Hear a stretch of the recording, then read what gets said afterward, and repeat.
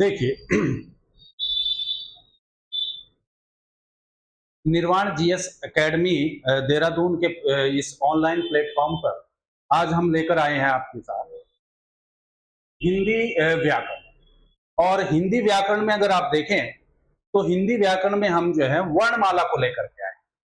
वर्णमाला का अगर आप एक सामान्य टॉपिक देखें या सामान्य रूप से देखें तो ये सभी प्रतियोगी परीक्षाओं हेतु हमने क्या है इसको एक किस्म से क्या है सभी के लिए अगर आप देखें, चाहे वो आप सामान्य ग्रुप सी देखें या आप सामान्य लेक्चरर देखें, यानी ऑल जितने भी एग्जाम हैं उसमें सामान्य रूप से जो है हम वर्णमाला पढ़ेंगे और ये सभी प्रतियोगी परीक्षाओं से संबंधित रहेगा। ठीक है, यानी हम इसमें बेसिक चीजें अगर आप देखें तो बेसिक चीजों से हम क्या है इसमें आपको अवगत कराएंगे और धीरे धीरे अगर आप देखें तो जहां से क्वेश्चन जनरेट होता है वर्णमाला में, और वर्णमाला किसे कहेंगे, व्याकरण किसे कहेंगे, इस पर हम क्या है अगर आप देखें तो चर्चा करें। ठीक है, इसी क्रम में अगर आप देखें तो हिंदी व्याकरण में टॉपिक आपका रहेगा वर्णमाला। अब इसमें अगर आप देखें तो सबसे पहले हम देखते हैं हिंदी व्याकरण।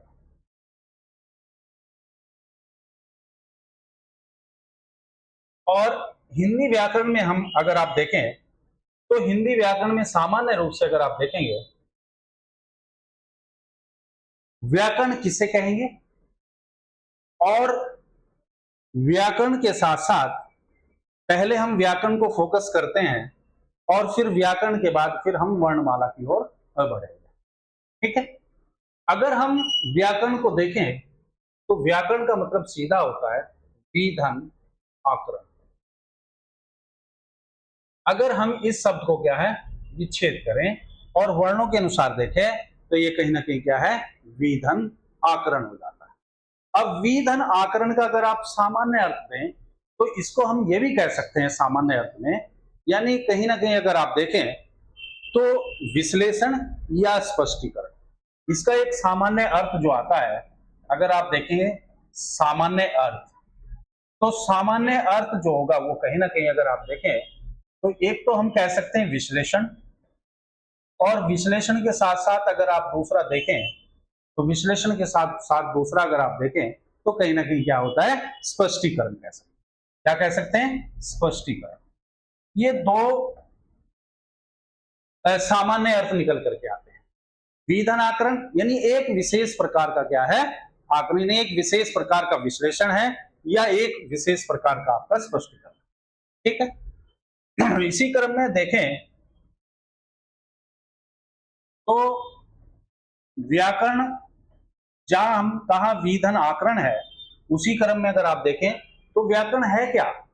सामान्य रूप से अगर आपसे पूछा जाए व्याकरण है क्या, तो व्याकरण अगर आप देखें तो एक किस्म से वह शास्त्र है, एक ऐसा शास्त्र है जो किसी भाषा के नियमों को क्या करता है अध्ययन करता है, ताकि उस भाषा को क्या है सही ढंग से बोला, लिखा और समझा जाए। ये काम अगर आप देखें तो व्याकरण का होता है। यानी भाषा के अगर आप देखें, क्योंकि शास्त्र का मतलब होता है अध्ययन करना, यानी किसी भी भाषा के नियमों का अगर आप अध्ययन करते हैं तो उस भाषा को सही ढंग से बोला, लिखा और समझा जाए, यही काम अगर आप देखें तो हिंदी व्याकरण में यानी व्याकरण का काम, या सच्चे अर्थों में अगर आप सही अर्थों में देखें तो व्याकरण का अर्थ यही होता है। ठीक है, उसी क्रम में अगर आप देखें तो सीधा हम कह सकते हैं कि वह शास्त्र है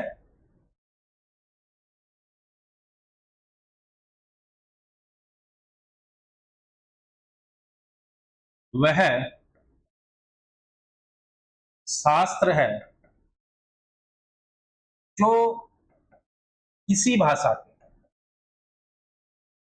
है ना, सामान्य रूप से अगर आप देखें तो जो कहीं ना कहीं क्या है किसी भाषा के नियमों का अध्ययन करता है। किसी भाषा के अगर आप देखें तो नियमों का क्या है अध्ययन करता है,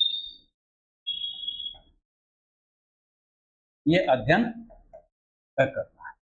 ठीक है, नियमों का जब हम देखते हैं कि अध्ययन करता है ताकि उस भाषा को अगर आप देखें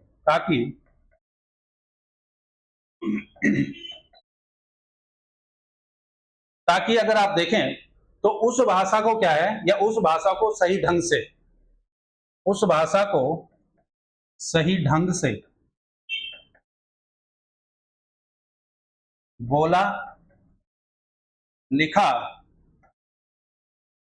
और समझा जाए,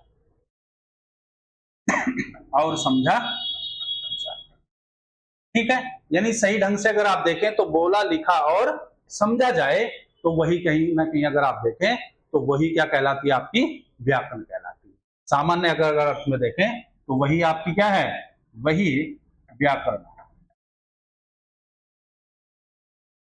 ठीक है, यानी ये क्या करती है कि किसी भी भाषा को क्या है, शुद्ध रूप देती है उसको, और शुद्ध रूप देती है कि हमें लिखना कैसे है इसको, और लिखने के बाद उसको, यानी अगर बोला है तो लिखा कैसे जाएगा, लिखा है तो उसको समझा कैसे जाएगा, वो सारा अध्ययन जो है हमारी व्याकरण के अंतर्गत होता है। और व्याकरण कहीं ना कहीं क्या है, एक नियमों का क्या है, अध्ययन करता है, और सामान्य रूप से इसको व्याकरण कहते हैं। ये आप अगर आप देखें तो व्याकरण हमें कहीं ना कहीं क्या है, विश्लेषित करती है, शुद्ध करती है, परिमार्जित करती है, और कहीं ना कहीं क्या स्पष्टीकरण का काम भी व्याकरण करती है। अब यहाँ सीधा सवाल ये उठता है, क्या भाषा अगर आप देखें तो भाषा का जो एक किस्म से जो हम बोल रहे हैं, ये व्याकरण क्या कर रही है, उसका जो बोल रहे हैं वाक्य अगर आप देखें, जैसे फॉर एग्जाम्पल अगर मैं आपसे कहूं कि राम फल खाता है, राम क्या है, फल खाता है, तो एक अगर आप देखें तो व्याकरणिक दृष्टि से क्या है, ये एक किस्म से क्या है, सही वाक्य माना गया है, सही व्याकरण का इसमें प्रयोग हुआ है। और राम फल खाता है, इसमें कर्ता भी है, कर्म भी है, और आपकी क्या है, क्रिया भी है, तो व्याकरणिक इसमें कहीं भी दोष आपको नहीं लिखता है। जब हम ये कहते हैं कि फल राम खाता है, क्या खाता है, फल जो है राम खाता है, तो इसमें हम ये हो गया कि इसका मतलब व्याकरणिक दोष है। क्यों, क्योंकि इसमें कहीं ना कहीं क्या है, जो फल है, वो जो कर्म है, वो कहीं ना कहीं पहले आ गया, और कहीं ना कहीं अगर आप देखें तो शब्दों का या फिर पद जो उस वाक्य में प्रयोग है उसका सही तरीके से प्रयोग नहीं हुआ है।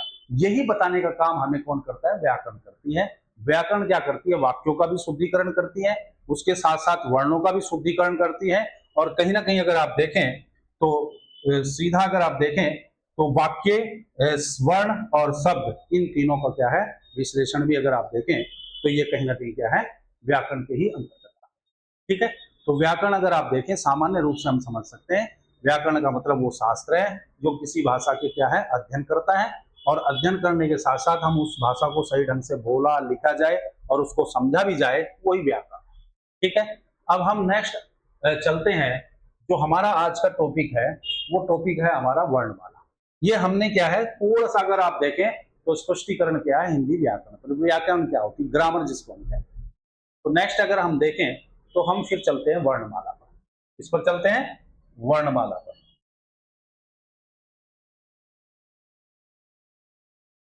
वर्णमाला, वर्णमाला को अगर आप देखें, देखो शब्द से ही अर्थ हमें क्या है, एक किस्म से कहीं ना कहीं इसके अर्थ की हमें क्या है, एक कहते हैं ना, जैसे कि इसके अर्थ का हमें क्या है, थोड़ा सा भान हो गया। और थोड़ा सा भान का मतलब क्या है कि ये कोई क्या है, वर्ण है, और ये कहीं ना कहीं क्या है, माला है। जैसे हम कह सकते हैं फूलों की माला होती है, फूल अगर बिखरे हुए हैं, चाहे उसमें गेंदे का है, चमेली का है, या अगर आप देखें गुलाब का है, तो ये फूल अभी बिखरे हैं, इनकी इंपॉर्टेंसी या महत्वपूर्ण अगर आप देखें तो अभी नहीं है, बिखरे हुए हैं। जब हम इन बिखरे हुए फूलों को क्या है, एकत्रित करते हैं और एक माला के अंतर्गत क्या है, पिरोते हैं, तो जब हम उसको व्यवस्थित रूप में करते हैं तो ये व्यवस्थित रूप भी कहीं ना कहीं हम वहां फूलों को क्या है, माला के रूप में व्यवस्थित कर रहे हैं, और हम हिंदी व्याकरण में यहाँ कहीं ना कहीं क्या है, वर्णों को व्यवस्थित करने का काम जो है वो कहीं ना कहीं अगर आप देखें तो वो वर्णमाला है, सीधा अगर आप देखें। ठीक है, तो वर्णमाला क्या होती है यानी किसी भी भाषा के क्या है, जैसे सभी अक्षरों को क्या है या वर्णों को क्या है, हम क्रमबद्ध समूह को कहते हैं, यानी जब हम उसको क्या है, व्यवस्थित क्रम दे देते हैं। जब हम व्यवस्थित क्रम देंगे तो वर्ण हो चाहे वो अक्षर हो, व्यवस्थित क्रम देंगे तो वो कहीं ना कहीं क्या है, आपकी वर्णमाला बन जाती है। ठीक है, यानी किसी भाषा के अगर आप देखें,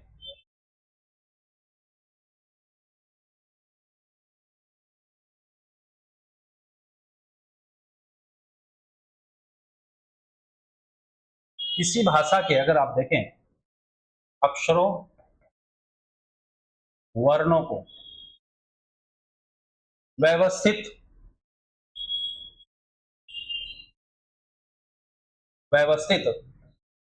क्रमबद्धता देते हैं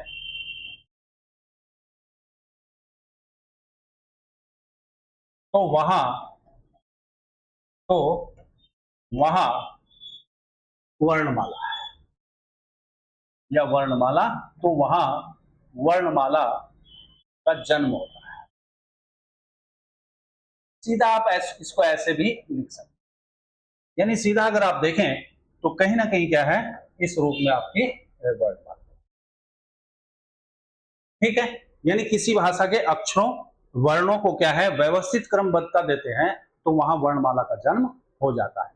यानी अगर आप देखें तो एक सामान्य रूप से अगर आप देखें तो हमको उनको क्या है, व्यवस्थित अक्षरों का व्यवस्थित रूप ही, व्यवस्था का अगर आप देखें तो अक्षरों का व्यवस्थित रूप ही आपकी क्या है, वर्णमाला हो जाती है।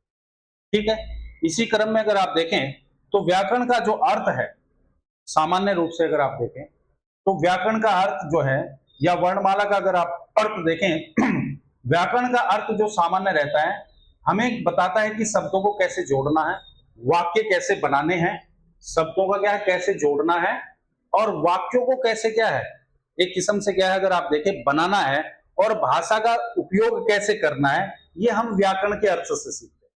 यानी व्याकरण के बिना अगर आप देखें तो भाषा कहीं ना कहीं क्या है, अस्त व्यस्त हो जाती है। जब हम व्याकरण के संबंध में कहेंगे तो भाषा हमारी क्या है, अस्त व्यस्त हो जाएगी, और लोग कहीं ना कहीं एक दूसरे को समझ नहीं पाएंगे। यानी जो हम बोल रहे हैं और जो हम लिख रहे हैं उन दोनों में कहीं ना कहीं क्या है, समन्वय का कहीं ना कहीं अगर आप देखें तो अभाव होगा।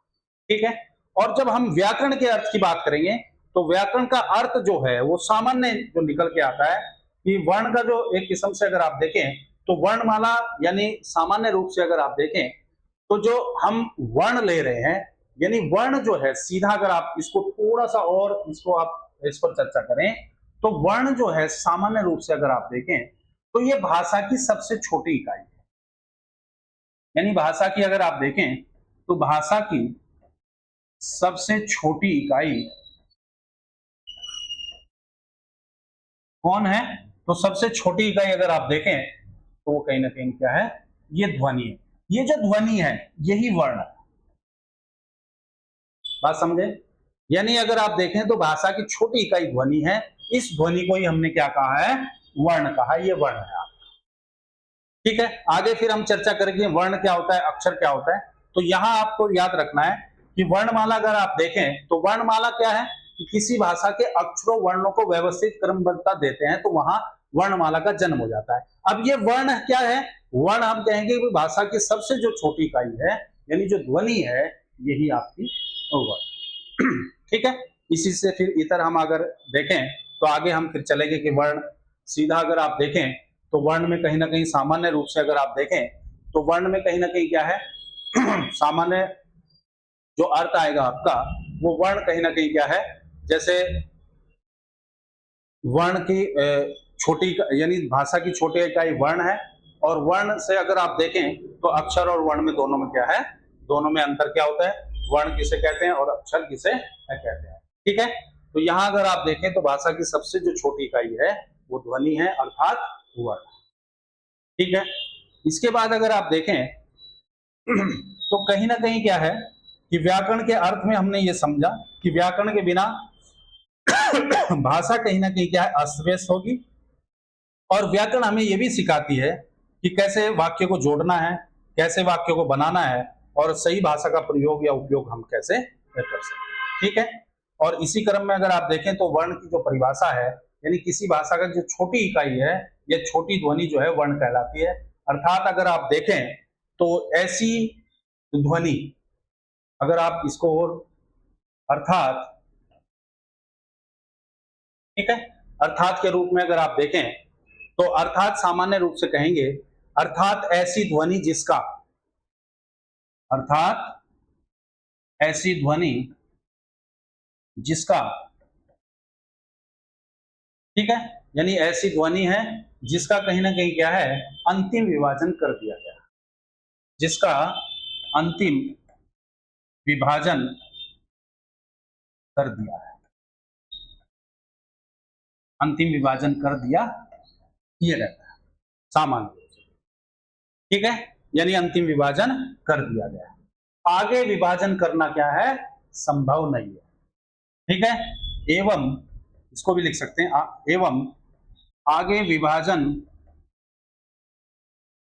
करना क्या है, असंभव। असंभव इस रूप में आप देख सकते।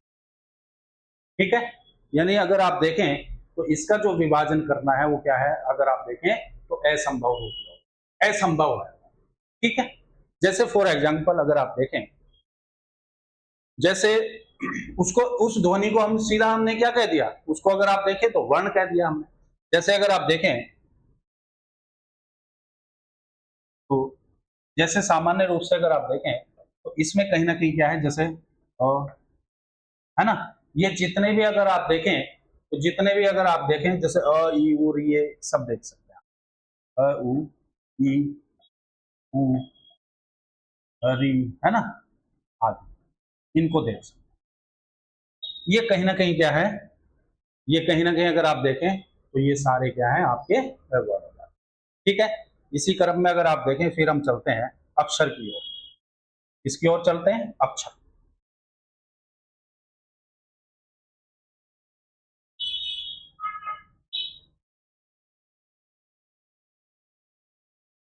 और अक्षर की परिभाषा अगर आप देखें तो अक्षर जो होगा सामान्य रूप से अगर आप देखें तो इसको हम यहां पर कर सकते हैं, जैसे यानी अक्षर का मतलब, अ का मतलब होता है नहीं, और अक्षर का मतलब होता है नष्ट, जो नष्ट नहीं।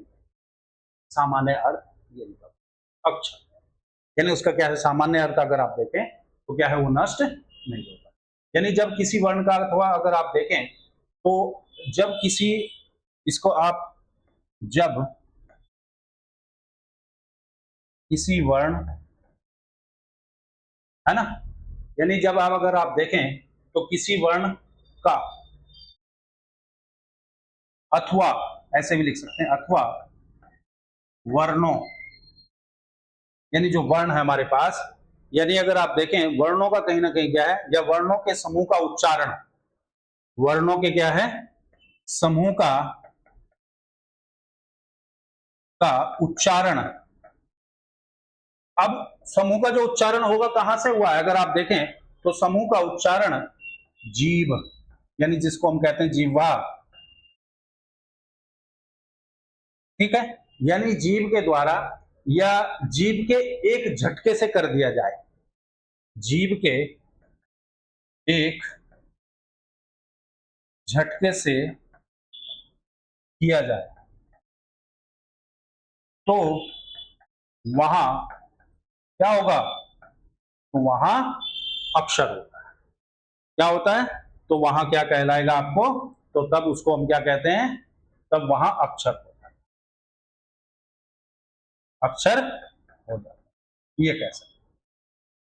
ठीक है, वर्ण भाषा की सबसे छोटी इकाई, अर्थात ऐसी ध्वनि जिसका अंतिम विभाजन कर दिया गया है, आगे और संभव नहीं है। अक्षर जब किसी वर्ण अथवा वर्ण के समूह का उच्चारण जीभ या जिह्वा के एक झटके से किया जाए तो वहां अक्षर क्या है, हो जाता है, यानी अक्षर का जन्म हो जाता है, सीधा अगर आप देखें। ठीक है, यानी यहां हम दो, एक किस्म से दो रूप हमें देखने को मिलते हैं, पहला है वर्ण और दूसरा है अक्षर। अब वर्ण अगर आप देखें तो सामान्य रूप से यह कहा जाता है कि जो सभी स्वर अगर आप देखें, ध्वनियां, सभी स्वर व ध्वनियां अगर आप देखें तो सभी स्वर ध्वनियां जो है वर्ण और अक्षर दोनों श्रेणियों में रखी जाती है, या दोनों श्रेणियों में हम क्या उसको शामिल करते हैं। अगर आप लेखन के आधार पर देखें तो लेखन के आधार पर और उच्चारण के आधार पर दोनों में अंतर दिखाई देता है। जब हम ये कहते हैं कि लेखन के आधार पर, तो लेखन के आधार पर तो सभी जो स्वर ध्वनियां हैं वो वर्ण कहलाती हैं। लेखन के आधार पर सभी स्वर ध्वनियां क्या कहलाती हैं, अगर आप देखें तो सभी जो स्वर ध्वनियां हैं वो आपकी क्या कहलाती है, वर्ण कहलाती है। लेकिन जैसे ही हम उच्चारण के आधार पर सभी स्वर ध्वनियों को मानेंगे तो वहां उच्चारण के आधार पर सभी जो स्वर ध्वनियां होंगी वो कैसी होंगी, आपकी वो अक्षर के रूप में कहलाएंगे। इतनी बात समझे? यानी हम दो तरीके से उसको देख रहे हैं। एक तरीका है लेखन के आधार पर कर रहे हैं तो वो वर्ण की कोटि में जाएगा या उसकी श्रेणी में जाएगा। जब हम उच्चारण को देख रहे हैं उन्हीं स्वर ध्वनियों को, तो वो जब उच्चारण की दृष्टि से देख रहे हैं तो वो कहीं ना कहीं आपका कहां जाएगा? अक्षर में जाएगा। ठीक है, यानी वर्ण और अक्षर का जो स्पष्टीकरण है, यानी जो अंतर है, वो हमने क्या है एकदम से समझ लिया। ठीक है, यानी अगर आप देखें तो नेक्स्ट उसमें देखते हैं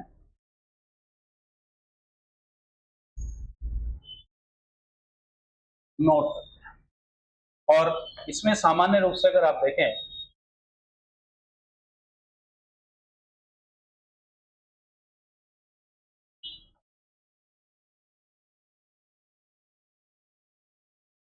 सभी स्वर ध्वनियां, ठीक है, यानी सभी स्वर क्या है? ध्वनियां। कहीं ना कहीं अगर आप देखें तो सभी स्वर ध्वनियां वर्ण एवं अक्षर दोनों श्रेणियों में आती, वर्ण एवं अक्षर दोनों श्रेणियों में आती है।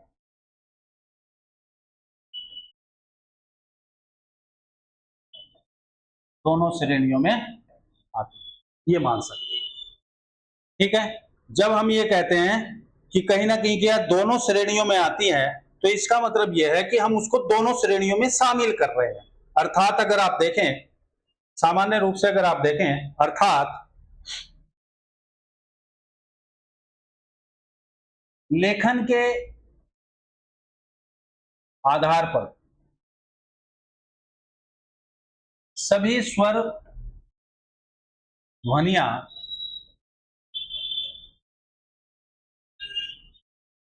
लेखन के आधार पर सभी स्वर ध्वनियां वर्ण कहलाती,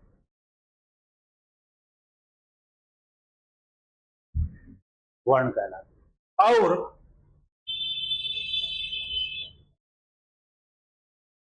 उच्चारण के आधार पर सभी स्वर ध्वनियां अक्षर कहलाती हैं। क्या कहलाती हैं? अक्षर कहलाती हैं। ये अक्षर हो गए। यानी अगर आप देखें तो यहां वर्ण है, यहां अक्षर है, यहां अगर आप देखें तो ये लेखन के आधार पर है, और यहां अगर आप देखें तो उच्चारण के आधार। ठीक है, यानी सामान्य रूप से अगर आप देखें तो इसमें भी क्या है, कहीं ना कहीं क्या है, उच्चारण के आधार पर सभी जो स्वर ध्वनियां हैं वो हमारी अक्षर कहलाती। इतनी बात क्लियर हुई। इसके बाद फिर अगर आगे बढ़े तो बहुत सी चीजें यहां पर क्लियर हो गई है, एकदम से स्पष्टीकरण आया है कि जब हम उच्चारण का प्रयोग कर रहे हैं तो अक्षर की ओर बढ़ रहे हैं, और जब हम लेखन का प्रयोग कर रहे हैं तो हम वर्ण की ओर। जैसे अगर आप देखें फॉर एग्जाम्पल,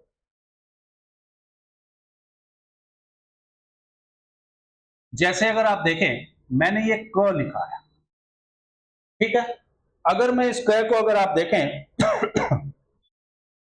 सीधा अगर आप देखें तो हलंत रूप में अगर हम इसको लिखें, यानी अगर आप इसको हलंत रूप में लिखें, क जो है यानी सीधा अगर आप देखें रूप जो है इसका कैसा है? हलंत लिए हुए है, ये है। ठीक है, तो ये अगर आप देखें तो ये कहां चला जाएगा? ये चला जाएगा आपके वर्ण, ये वर्ण है। अपनी बात समझो, ये वर्ण है।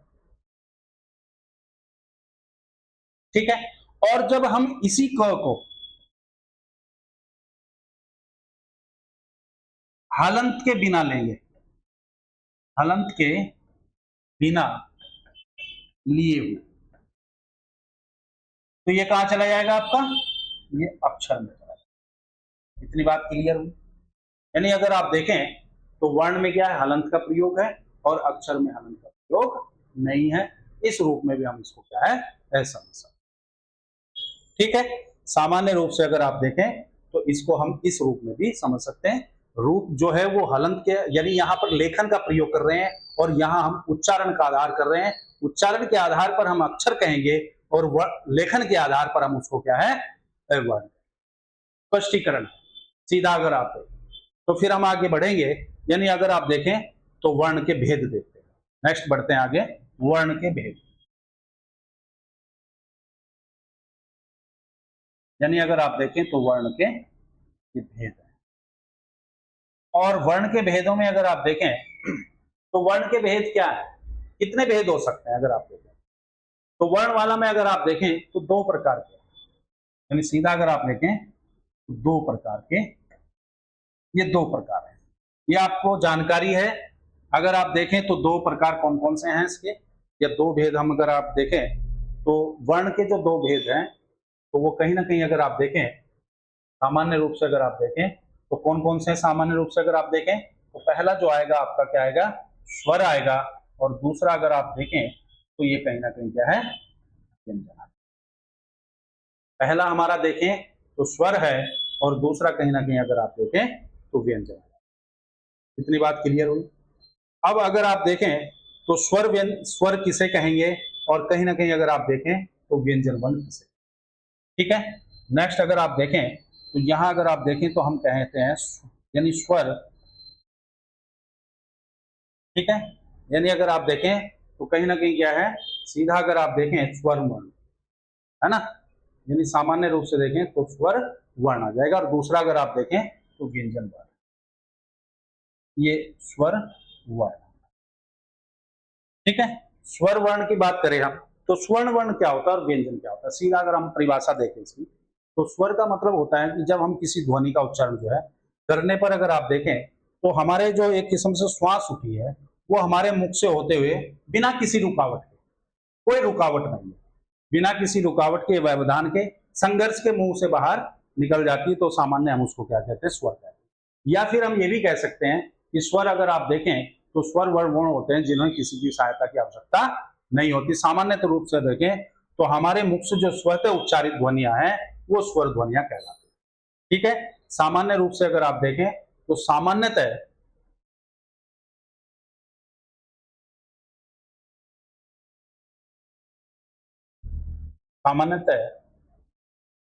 हमारे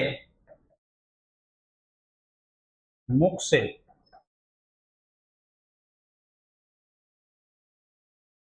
जो ध्वनियां,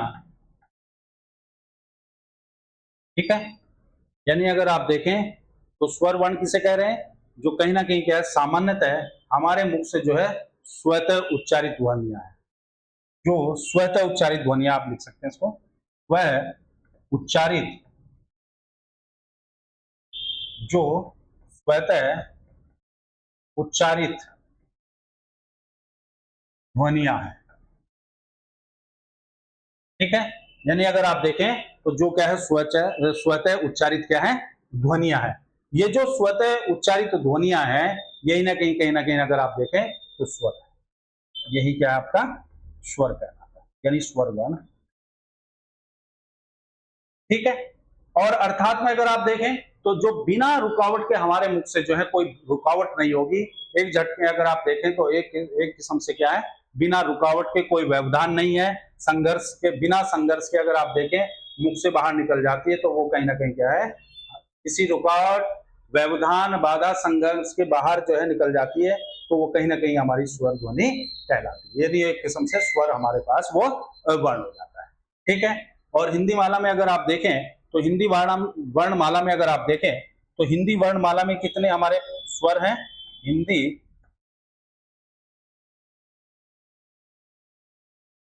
हिंदी वर्णमाला में स्वरों की संख्या,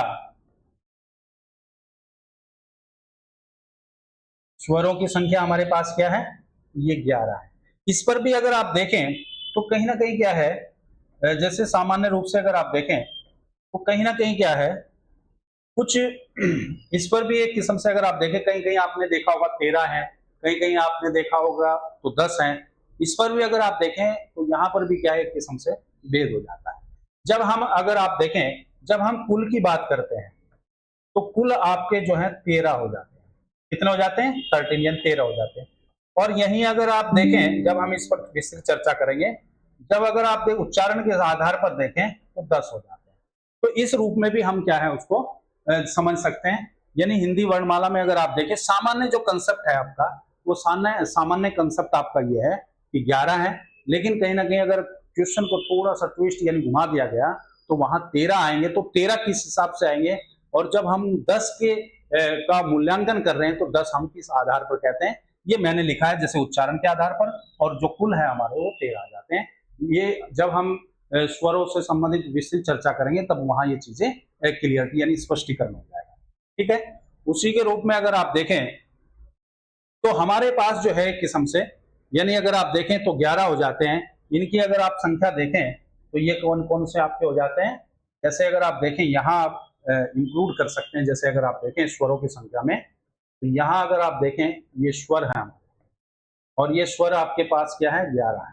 जैसे अगर आप देखें तो आ हुआ, छोटी हुआ, बड़ी है, ऊ है, ऊ है, ई है, ए है, आई, ओ, और कहीं ना कहीं आपका ओ। ये आपके क्या है, 11।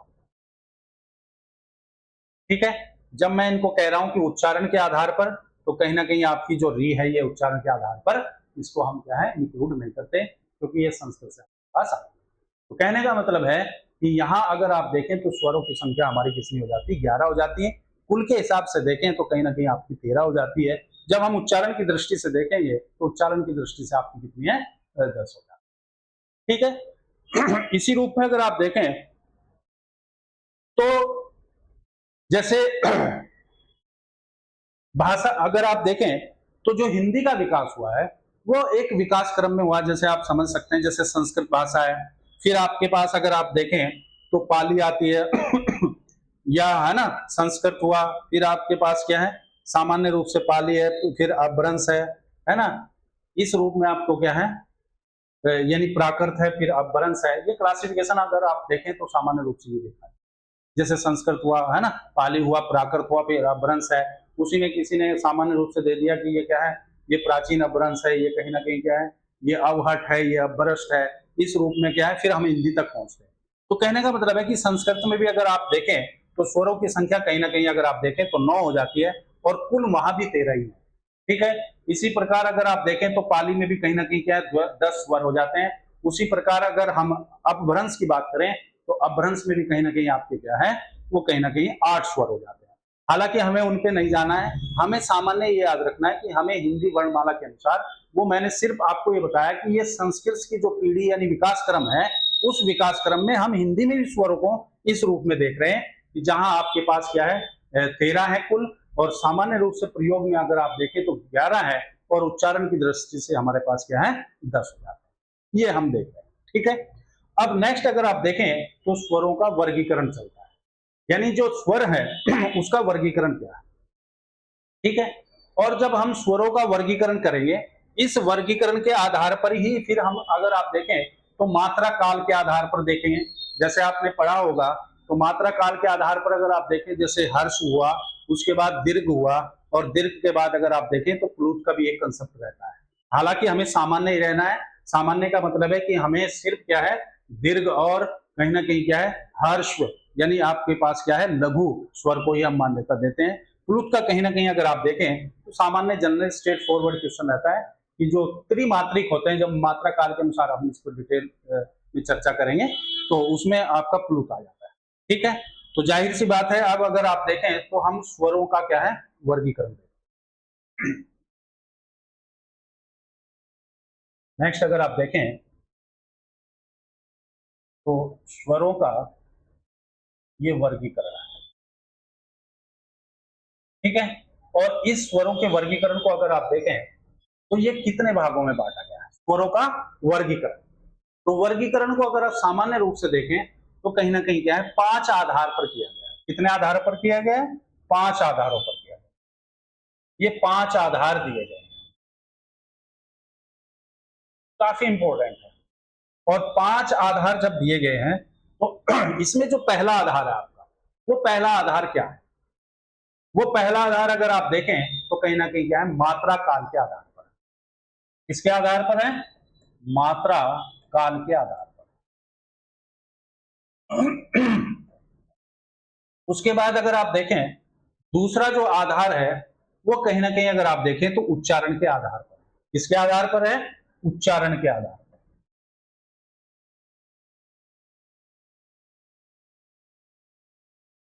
और तीसरे की अगर हम बात करें तो तीसरा कहीं ना कहीं क्या है? जिह्वा के आधार पर।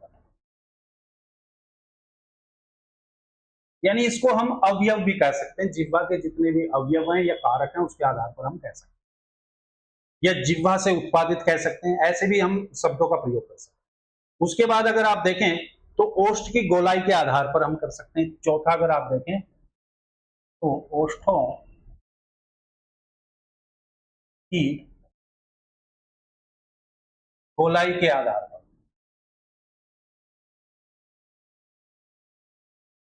ये हो जाता है, ठीक है। तो कहीं ना कहीं क्या है, ओष्ठों की क्या है, गोलाई के आधार पर हम इसको क्या है कर सकते हैं। उसके बाद अगर आप देखें तो मुखा मुखा यानी मुख आकृति के आधार पर भी इसको देखते हैं। मुखाकृति यानी अगर आप देखें तो मुखाकृति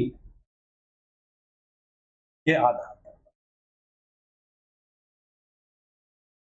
ये कैसे, उच्चारण के आधार पर। और कहीं ना कहीं अगर आप देखें तो ओष्ठों के जो है, जो ओष्ठ हैं हमारे, इसके आधार पर यानी उसकी गोलाई के आधार पर, मुखाकृति यानी मुख की आकृति के आधार पर हम क्या है उसको बात करें। अब पहला अगर आप देखें तो ये 5 आधार हमारे पास क्या है मिलते हैं।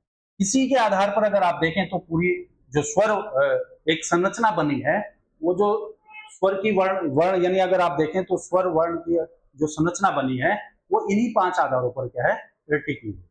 ये जो 5 आधार हैं, इन्हीं आधारों को अगर आप देखें तो एक एक करके हम इस पर क्या है चर्चा करें। जैसे पहला अगर आप देखें तो मात्रा काल के आधार पर क्या लेते हैं, मात्रा काल के आधार पर।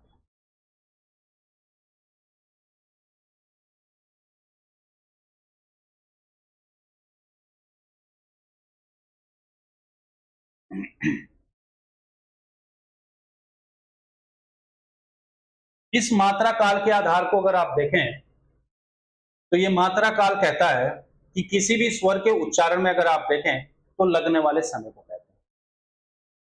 किसी भी स्वर के उच्चारण में लगने वाले समय यानी जो समय है एक किस्म से लगने वाले अगर आप देखें तो समय को मात्रा कहते हैं। लगने वाले समय को हम क्या कहते हैं, मात्रा कहते हैं, ठीक है। यानी अगर आप देखें तो ये आपकी क्या है मात्रा। और मात्रा काल के आधार पर यानी इसी अगर आप देखें तो मात्रा काल के आधार पर स्वर के 3 भेद हैं। कितने भेद हैं? ये 3 है। और स्वर के 3 भेद हैं, तो स्वर के कहीं ना कहीं जो 3 भेद हैं वो सामान्य रूप से अगर आप देखें तो पहला अगर आप देखें तो पहला हमारा है वो कहीं ना कहीं हो जाता है हर्ष हो जाता है। क्या हो जाता है? सामान्य रूप से अगर आप देखें तो हर्ष हो जाता है।